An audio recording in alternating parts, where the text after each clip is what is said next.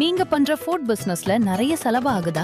Infinity food அகாடமில உணவு தொழிலை கத்துக்கிட்டு யாருக்கு வேண்டுமானாலும் ட்ரெயின் பண்ணலாம். சம்பளத்தை லட்சக்கணக்கில் மிச்சப்படுத்தலாம்.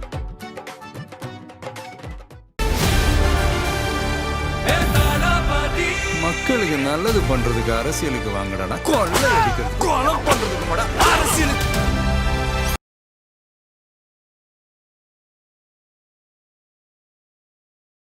2% தான் டிஃப்ரென்ஸ் வருது டிஎம்கேக்கும் ஏடிஎம்கேக்கும். விஜய் இப்போ 15% வரைக்கும். விஜய் ஃபேக்டரில் கடைசி நேரத்தில் விஜயால் திமுகவை தோக்கடிக்க முடியாதுன்னு விஜயோட ஓட் பேங்க்கில் ஒரு 3%, ஈவன் 2% எடப்பாடிக்கு போனால் கூட மாறிடும். அந்த ரிஸ்க் இருக்குது. Anti incumbency, huge anti incumbency கீழே இருக்குது. அதை மீடியா பேச மறுக்குது, எதிர்கட்சியால் அதை எக்ஸ்ப்ளாய்ட் பண்ண முடியல. அதுதான் சிக்கல். விஜயகாந்த் அவர்கள் போல விஜய் அவர்களால் இவங்கள மைனாரிட்டியாகவும் இவங்களை ஆட்சிக்கு வர விடாமலும் தடுக்கிறதுக்கான வாய்ப்புகள் இருக்குன்னு நம்ம இது பேசியிருக்கோம். இப்போ அதற்கான சாத்தியக்கூறுகள் இப்போது இருக்கா? இன்னும் ஒரு மாத காலம்தான் இருக்குது அப்படின்னும் போது அவருடைய களத்தில் அவர் பேச ஆரம்பிக்கும் போது அந்த மாற்றங்கள் வர்றதுக்கான வாய்ப்புகள் இருக்கா?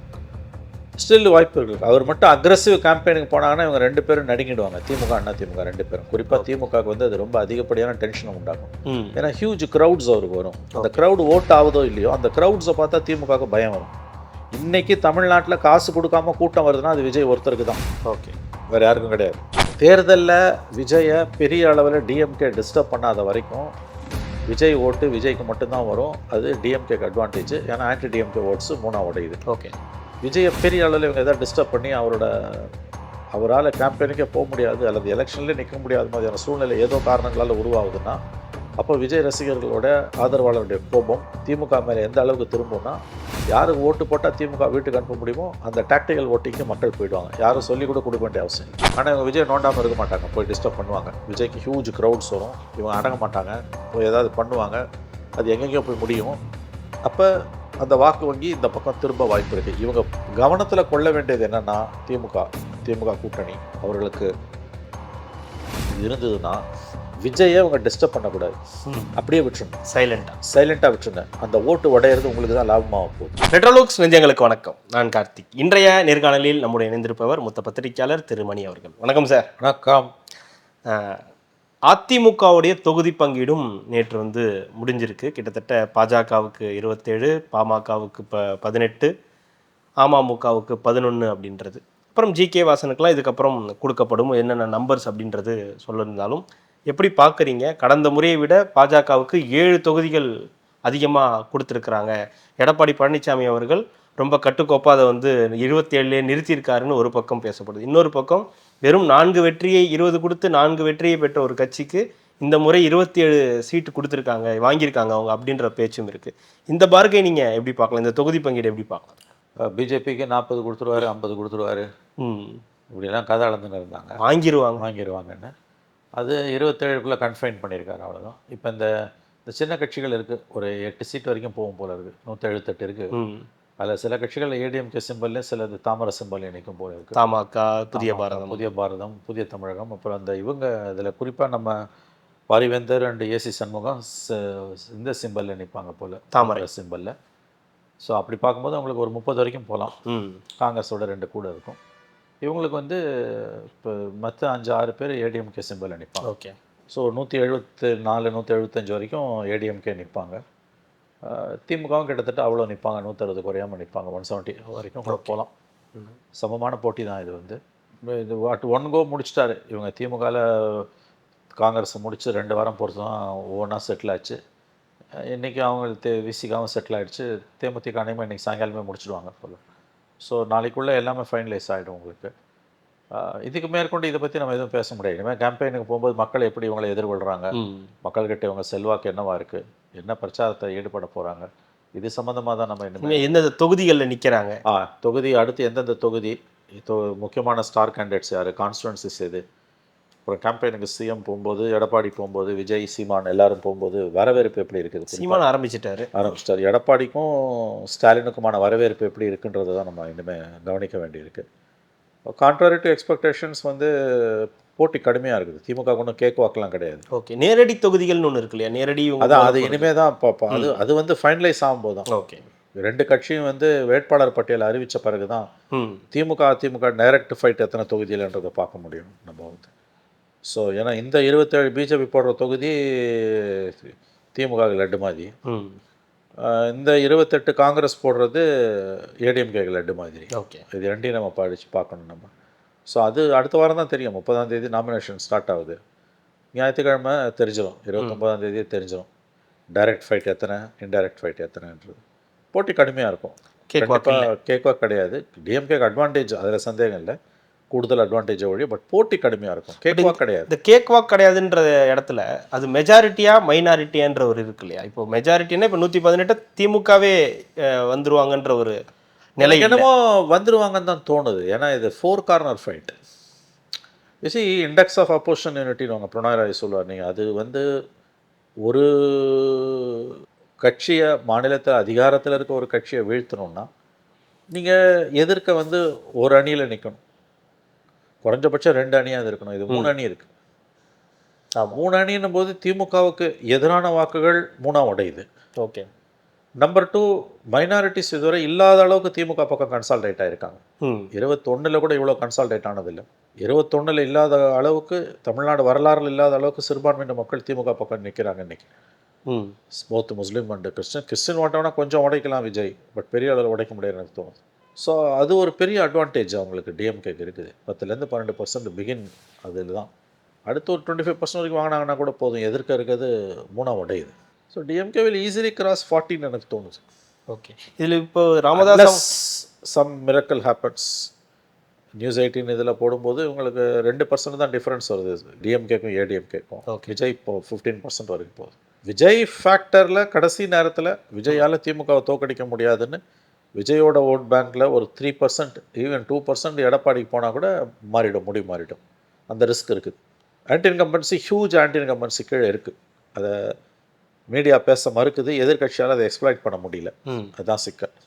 அது மக்களாக புரிஞ்சு அது ஓட்டு போட்டால் மட்டுமா அது மாறுறதுக்கான வாய்ப்புகள்? ஆமாம். 11th ஹவரில் வந்து திமுகவை விஜயால் தோக்கடிக்க முடியாது, ஏடிஎம்கேவால் தான் தோக்கடிக்க முடியும்னு ஏடிஎம்கே ஓட் பேங்க்கில் ஒரு 20% இந்த பக்கம் திரும்பிச்சுனா கூட முடிஞ்சது கதை. Game over for DMK. But அதை திரும்பலை. அதை திருப்பறதுக்கான வேலை ஏடிஎம்கேவும் செய்யலை. விஜய் ஓட் பேங்க் அவரை மனப்பூர்வமாக நம்புது, அவர் தான் சிஎம்னு அப்படின்னு போயிட்டாங்கன்னா it's a huge advantage for DMK. எந்த விதத்துலேயும் அது உங்களுக்கு எனக்கு என்னமோ இது 4 கார்னரும் போது somehow they will scrap through. 118 தனியாகவே பிடிச்சிடுவாங்க தான் எனக்கு தோணுது. unless a miracle happens. இல்லை, இது இப்போ ராமதாஸ் சசிகலா அவங்களும் ஒரு பக்கம் வந்து ஒரு கூட்டணி அப்படின்னு சொல்லி வந்திருக்காங்க. அது ஒரு 5வது முனையாக இருக்குமா? அதனால என்ன பாதிப்புகள் இந்த கூட்டணிக்கு இருக்குது? என்டிஏக்கு ஏதாவது ப்ராப்ளம் இருக்கா? அது உங்களுக்கு இந்த பக்கம் சசிகலாவால் முக்குலத்தோர் ஓட்டு அந்த பக்கத்தில் உடைக்க போக போல, அது டிடிவியால் இவங்க மேனேஜ் பண்ணுவாங்க. இந்த பக்கம் ஆல்ரெடி இந்த பேங்க், இந்த ஓட் பேங்க் 1 இயர் ஓட்டு திமுக எதிராக திரும்பிடுச்சு. அன்புமணி அந்த பக்கம் போயிட்டாரு, வேல்முருகனையும் இவங்க கழட்டிட்டாங்க, ராமதாஸும் இப்போ தனியாக போகிறதால எப்படி தானே டிஎம்கேக்கு வந்து 1 இயர் ஓட் பேங்க் இந்த தடவை இல்லை. இதுவரை அவங்க இல்லாத அளவுக்கு 1 இயர் ஓட் பேங்க்கை இழந்து நிற்கிறாங்க. ஸோ சசிகலா அண்டு ராமதாஸால் பெரிய அளவில் மாற்றத்தை ஏற்படுத்த முடியுமா? ஏன்னா கரைஞ்சிடும். அது வந்து பெரிய ஃபைட்டில் அது கரைஞ்சிடும் தான் எனக்கு தோணும். முதல்ல கேண்டிடேட் எங்கேருந்து பணம் வரப்போகுது, யாராவது பின்னால் இருந்து உதவி பண்ணுறாங்களான்னு பார்க்கணும். கேண்டிடேட்லாம் போய் களத்தில் நிற்கிறதுக்கு. சசிகலாவுக்கு ஒரே ஏமும் தினகரனை தோக்கடிக்கணும், ராமதாஸுக்கு ஒரே ஏமும் மகனை தோக்கடிக்கணும். 2 பேரும் இந்த உயர்ந்த லட்சியங்களோட தான் அரசியல் வந்திருக்காங்க. ஸ்டாலினை தோக்கடிக்கணுன்ற எண்ணம் 2 பேருக்கும் கிடையாது. ஸ்டாலினை தோக்கடிக்கணுன்ற எண்ணம் 2 பேருக்கும் இல்லைன்னா இது வந்து உங்களுக்கு வந்து அப்போசிஷன் யூனிட்டி வந்து இன்னும் உடையுது உங்களுக்கு. That's advantage, further advantage for DMK தான். பட் அதை கால்குலேட்டில் அதை நான் வந்து கவுண்ட் எடுக்கல. 4 கார்னர் ஃபைட் தான். It is not 5, it is 4 தான். ஓகே, தேர் வெரி வெரி நெக்லிஜிபிள் தான் எனக்கு தோணும். இல்லை, இந்த 4 முனை போட்டி அப்படின்னு நம்ம வந்து சொல்லும்போது, நம்ம இதுக்கு முன்னாடி பேசியிருக்கோம், விஜயகாந்த் அவர்கள் போல் விஜய் அவர்களால் இவங்கள மைனாரிட்டியாகவும் இவங்களை ஆட்சிக்கு வர விடாமலும் தடுக்கிறதுக்கான வாய்ப்புகள் இருக்குன்னு நம்ம இது பேசியிருக்கோம். இப்போ அதற்கான சாத்தியக்கூறுகள் இப்போது இருக்கா? இன்னும் 1 மாத காலம்தான் இருக்குது அப்படின்னும் போது அவருடைய வந்து களத்தில் வந்து அவர் பேச ஆரம்பிக்கும் போது அந்த மாற்றங்கள் வர்றதுக்கான வாய்ப்புகள் இருக்கா? ஸ்டில் வாய்ப்புகள் இருக்குது. அவர் மட்டும் அக்ரெசிவ் கேம்பெயினுக்கு போனாங்கன்னா இவங்க 2 பேரும் நடுங்கிடுவாங்க. திமுக அண்ணா திமுக 2 பேரும். குறிப்பாக திமுகவுக்கு வந்து அது ரொம்ப அதிகப்படியான டென்ஷனை உண்டாக்கும். ஏன்னா ஹியூஜ் க்ரௌட்ஸ் அவருக்கு வரும். அந்த க்ரௌட் ஓட் ஆகுதோ இல்லையோ, அந்த க்ரௌட்ஸை பார்த்தா திமுகவுக்கு பயம் வரும். இன்றைக்கி தமிழ்நாட்டில் காசு கொடுக்காம கூட்டம் வருதுன்னா அது விஜய் ஒருத்தருக்கு தான். ஓகே, வேறு யாருக்கும் கிடையாது. கூட்டம் இன்றைக்கி ஒரு ஆளுக்கு வருது காசு கொடுக்காமன்னா அது அவருக்கு தான். ஏடிஎம்கேவும் டிஎம்கேவும் காசு வேறு மிச்ச பல விஷயங்களை கொடுத்து தான் கூட்டிகிட்டு வராங்க. ஸோ அந்த க்ரௌட்ஸ் வந்து டிஎம்கேக்கு வந்து இட்ஸ் அ ஹியூஜ் டிஸ்டர்பன்ஸ். அதில் எந்த சந்தேகம் வேணாம் உங்களுக்கு. இல்லை, நீங்கள் சொன்னீங்க விஜயோடைய ஓட்டுகள் அங்கே டிரான்ஸ்ஃபர் ஆகிறதுக்கான வாய்ப்புகள் இருக்குது கடைசி கட்டத்தில். அது எந்த மாதிரி ஆகிறதுக்கான வாய்ப்பு என்னென்னா, இப்போ விஜயால் வந்து கேம்பெயின் சரியாக போக முடியல. ஓகே. கேண்டிடேட்ஸ் லிஃப்ட் ஆகலை. ஓகே. விஜயோட கேம்பெயினும் சொதப்பலாக இருக்குது. அல்லது வேறு ஏதோ இன்சிடென்ட்ஸ் நடக்கக்கூடாது, காட் ஃபார்பிடன் நடக்கக்கூடாது, ஒரு வேளை நடக்குதுன்னு வச்சுக்கோங்க. Some incidents happens. அவரால் ஃபுல் ஃப்ளெஜ்டு கேம்பெயினுக்கு போக முடியல. கேண்டிடேட்ஸும் சொதப்பலாக இருக்குது. பல இடங்களில் டிஎம்கே வந்து இவங்க கேண்டிடேட்டை விலைக்கு வாங்குறாங்க, இல்லை தூக்கின்னு போயிடுறாங்க.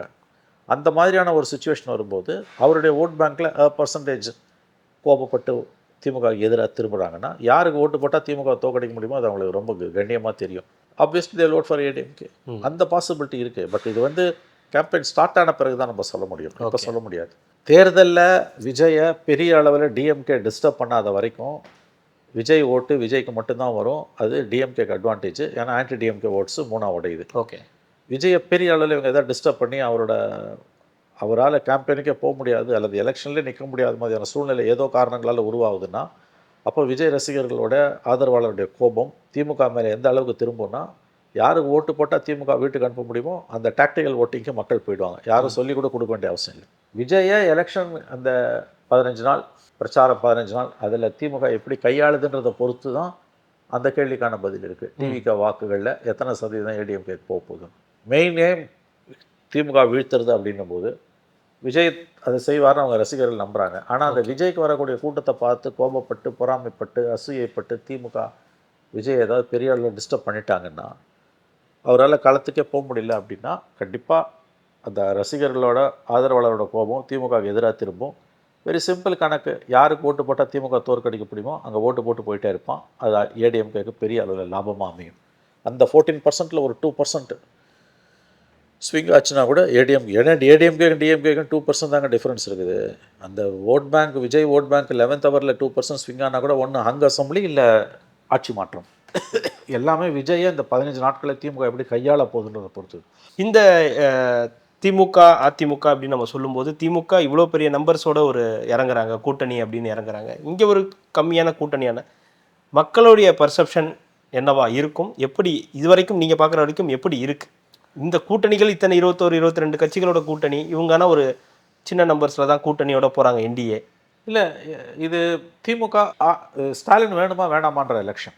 5 ஆண்டு கால சாதனைகள் வேதனைகளை பற்றி எலெக்ஷன். இது வந்து தமிழ்நாட்டுக்கு அப்படி. ஆனால் திமுக சொல்கிற இது வந்து டெல்லி வெர்சஸ் தமிழ்நாடு. அந்த பிரச்சாரம் எடுபடாது. ஓகே, கண்டிப்பாக எடுபடாது. இது தேசிய தேர்தல் அல்ல. திமுக விஷமத்தனமாக அந்த பிரச்சாரத்தை திருப்புது. தான் சாதனைகளை ஓட்டு கொஞ்சம் கூட ஒர்க் அவுட் ஆகாது. கொஞ்சம் கூட ஒர்க் அவுட் ஆகாது. பார்லிமெண்ட்னா இன்னைக்கு பார்லிமெண்ட் எலெக்ஷன் வச்சுன்னா 40 சீட் திமுக கூட்டணி ஜெயிக்கும். நம்ம தொடர்ந்து பேசணும். ஆமாம், இன்னைக்கு எலெக்ஷன் வச்சாலும் 40 சீட்டு திமுக கூட்டணி ஜெயிக்கும் பார்லிமெண்ட் எலெக்ஷனில். பட் அசம்பிளி வேறு. இதை பார்லிமெண்ட் மாதிரி திருப்பணும்னு ஸ்டாலின் பார்க்குறாரு. அது வேலைக்காகாது. பட் ஸ்டில் 4 கார்னர் ஃபைட்டுன்னும் போது மற்ற எல்லா கால்குலேஷனும் பின்னால் போது டிஎம்கே அட்வான்டேஜ் முன்னால் வந்து நிற்குது. இது எப்போ மாற ஒரு வாய்ப்பு இருக்குன்னா, விஜய் இவங்க போய் பெரிய அளவில் ஏதாவது டிஸ்டர்ப் பண்ணாங்கன்னா அவருடைய வாக்கு வங்கியில் ஒரு 2 to 3% ஏடிஎம்கேக்கு போகுது. யாருக்கு தோக்கடிச்சா திமுக வீட்டுக்கு அனுப்பப்படுமோ அதை மக்கள் செய்யணுன்ற எண்ணம் எப்போ வரும்னா, அவங்க தலைவரை டிஸ்டர்ப் ஆனால் வரும், அவங்க கட்சிக்கு பிரச்சனை வந்தால் வரும். அதை இவங்க செய்யாத வரைக்கும் இவங்களுக்கு ஓட்டு இவங்களுக்கு எதிரான ஓட்டு 3 உடையிறதால இவங்க ஆட்சியை தக்க வைப்பதற்கு வாய்ப்பு அதிகம். ஆனால் இவங்க விஜய் நோண்டாமல் இருக்க மாட்டாங்க, போய் டிஸ்டர்ப் பண்ணுவாங்க. விஜய்க்கு ஹியூஜ் க்ரௌட்ஸ் வரும், இவங்க அடங்க மாட்டாங்க, போய் ஏதாவது பண்ணுவாங்க, அது எங்கெங்கேயோ போய் முடியும்.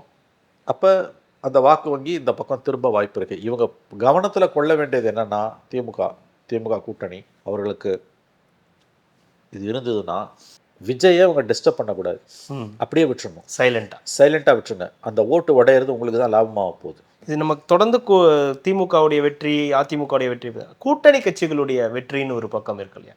கடந்த காலங்கள்லையும் இது நடந்திருக்கு. கடந்த காலங்களில் 6க்கு 4 விசிகா வாங்கியிருக்காங்க. கடந்த காலங்களில் கம்யூனிஸ்டுகள் 5க்கு 2 வாங்கியிருக்காங்க. அப்போ இருக்கும்போதே அவங்களுக்கு வந்து அவ்வளோ வெற்றி வாய்ப்புகள் இருக்கும்போதே கம்யூனிஸ்டுகள் 6 கொடுத்து 2 தான் ஜெயிக்கிறாங்க போது இப்போ 5 கொடுத்துருக்காங்க. கூட்டணி கட்சிகளோட வெற்றி வாய்ப்புகள் அப்படின்னு நம்ம புரிஞ்சுக்கலாம். அது தனியாக அவங்களோட வெற்றி வாய்ப்பை பற்றி பேச முடியாது. கூட்டணியோட வெற்றி வாய்ப்பை பற்றி தான் நம்ம பேச முடியும். அந்த பர்செப்ஷன் இப்போ வராது. முதல்ல அடுத்து கேண்டிடேட் லிஸ்ட்டும் கான்ஸ்டிடுவன்சி லிஸ்ட்டும் வரணும். அதுக்கு பிறகு வேணா ஓரளவு ப்ரெடிக்ட் பண்ணலாம். எனக்கு அதில் பெரிய நம்பிக்கை இல்லை. நான் ஓவராலாக தான் எப்பயுமே பேசுவேன். இன்ஃபேக்ட் கான்ஸ்டிடுவன்சி இண்டிவிஜுவல்ஸ் அந்த கட்சிகளோட பேசுறதே இல்லை என்னை பொறுத்த வரைக்கும். கான்ஸ்டிடுவன்சி ப்ரொஃபைல்ஸே நான் பேச மாட்டேன். இந்த தொகுதியை பற்றி எனக்கு தெரியாது. அது அந்த டேட்டா என்கிட்ட கிடையாது. ஓவரால் சினாரியோ இல்லை, நான் கேட்கறது மக்களுடைய பார்வையில் இந்த கோபம் இருக்கும் இல்லையா? கூட்டணி கட்சிகள் இந்த அளவுக்கு நமக்கு வந்து சில விஷயங்கள் எடுத்து பேசாம கூட்டணியில இருந்துமே இதுக்கு இருந்திருக்காங்களேன்ற மாதிரியான பெர்செப்ஷன் அவங்களுக்கு இருக்குமான்னு கேட்குறேன். அதுக்கான வாய்ப்புகள் இருக்குமான்னு கேட்குறேன். பெரிய அளவில் இருக்காது. திமுக மேலே கோபம் இருக்குன்னா அது திமுக தோழமை கட்சிகள் எல்லாரும் மேலேயும் இருக்கும். அதில் திமுக தான் எனக்கு வேணும், 2வது தடவை பிஜேபி வேணாம், ஏடிஎம்கே நம்ப முடியாது, விஜய் மேலே நம்பிக்கை இருந்தது, இப்போ அது போயிடுச்சுன்னு நினைக்கிறவங்க திமுக நின்ன இடத்துலையும் ஓட்டு போடுவாங்க. திமுக தோழமை கட்சிகள் இருந்ததுன்னா அங்கேயும் ஓட்டு போட்டுருவாங்க. அவங்க 2 பேரையும் அவங்க பிரித்து பார்க்க மாட்டாங்க. ஓகே, ஒரே தராசில் தான் அவங்கள வச்சு பார்ப்பாங்க. ஆகவே இது பார்லிமெண்ட் எலெக்ஷன் கிடையாது. இது தமிழ்நாட்டுக்கும் டெல்லிக்கும். ஆனால் அது ஒரு இதுவாகவே போயிட்டு இருக்குல்ல. இன்னைக்கு கூட வந்து சிலிண்டருக்காக வந்து மத்திய அரசு என்ன செஞ்சது அப்படின்ற மாதிரியான கேள்வி. அது இவங்க விஷமத்தனமாக திசை திருப்பாங்க. எந்த கவர்மெண்ட் இருந்தாலும் இன்றைக்கி ஒன்றும் பண்ணியிருக்க முடியாது. 2 நாளைக்கு மேலே சிலிண்டர் நம்ம சேர்த்து வைக்க முடியாது. மன்மோகன் சிங் கவர்மெண்ட் இருந்தாலும் இதே பிரச்சனை தான். ஆனால் எலெக்ஷன் டைம் இருந்தாலும் எதிர்கட்சிகள் இதை நல்லா வந்து மோடிக்கு எதிராக திருப்புவாங்க. மோடிக்கு எதிராக எது பேசினாலும் தமிழ்நாட்டில் எடுபடும். அதில் இன்னும் சொல்லவே தேவையில்லை. இது வந்து இன்னும் எடுபடும். அத்தியாவசியம் வேறு. அது அழகாக அவங்க திசை திருப்ப தான் பார்ப்பாங்க. அதில் எந்த சந்தேகமும் கிடையாது. மக்கள் எந்த அளவுக்கு அதை வாங்கிக்கிறாங்கன்றதை பொறுத்து. 2வது இப்போ போர் வந்து இப்போ ட்ரம்ப் 5 நாள் ஒரு சண்டை நிறுத்தம் பண்ணியிருக்காரு. நாளைக்கு ஈவினிங் அனைத்து கட்சி கூட்டத்தை மோடி கவர்மெண்ட் கூட்டியிருக்கு. ஒரு வெல்கம் ஸ்டெப் அது. முதலமைச்சர்கள் மாநாட்டை கூட்ட வேண்டியவங்க அனைத்து கட்சி கூட்டத்தை கூட்டுறாங்க. நிலவரம் எப்படி இருக்குன்றதை பற்றி அவங்க சொல்ல போகிறாங்க. இந்த 5 நாள் சண்டை நிறுத்தம் அப்படியே நீடிச்சு போர் நிறுத்தம் வந்துடுச்சுன்னா ஒரு 15-20 நாளைக்குள்ளே கூட வந்து உங்களுக்கு வந்து கொஞ்சம் நிலைமை கட்டுப்பாட்டுக்குள்ளே வரலாம். பெரிய அளவில் சிலிண்டர் தட்டுப்பாடு இல்லாமல் இருக்கலாம். 23ஆம் எலெக்ஷனை அவங்க தப்பிச்சிடலாம். மோடிக்கு எதிரான பெரிய பிரச்சாரம் எதுவும் எடுபடாமல் போயிடும். ஒருவேளை ட்ரம்ப்புக்கு மறுபடியும் புத்தி மாறி மறுபடியும் 5 நாள் பொறுத்து சண்டை உக்ரமாக தொடங்குதுன்னா இந்த சிச்சுவேஷன் வந்து will become very very dangerous. நிலைமை மோசமாகிடும். ஏன்னா அவரே கொரோனா காலத்தை போன்ற ஒரு போகணும். ஆமாம், நிலைமை வரும்ன்ற. ஆமாம், அப்போ அந்த நிலைமை விட கொரோனா விட மோசமான நிலைமை இது. கொரோனா காலத்திலேயாவது எரிபொருள் தட்டுப்பாடு கிடையாது. ஆமாம், இது சுத்தமாக நீ ஒன்றுமே பண்ண முடியாது. ஏன்னா அப்படி ஒன்று நடந்துச்சுன்னா எலெக்ஷன்றதே ஒரு பெரிய எலெக்ஷனே நீ நடத்த முடியாது. எலெக்ஷன் கந்தரகோலமாக நடக்கும். எலெக்ஷன் வந்து நடத்துறது எலெக்ஷனை தள்ளி போடுற சூழல் கூட வரும். இந்த சண்டை நிறுத்தம் 5 நாளுக்கு பிறகு நீடிச்சதுன்னா எலெக்ஷன் பீஸ்ஃபுல்லாக வந்துடும். இல்லை இந்த சண்டை நிறுத்தத்துக்கு பிறகு நடுப்புற ஏதோ வேறு டெவலப்மெண்ட்ஸ் இந்த 5 நாளுக்கு உள்ளேயோ அல்லது 5 நாளுக்கு பிறகோ நடந்து மறுபடியும் சண்டை ரெஸ்யூம் ஆகுது அப்படின்னா அடுத்த 15 நாட்கள்லாம் நிலைமை ரொம்ப மோசமாகிடும். எலெக்ஷன்லாம் நினச்சே பார்க்க முடியாது. சிலிண்டர் இல்லை, பெட்ரோல் இல்லைன்னா நீ அவன் வந்து எலெக்ஷனுக்கு எந்த கேம்பெயின் எதை பிரச்சாரத்தை அவன் பண்ணுவான்.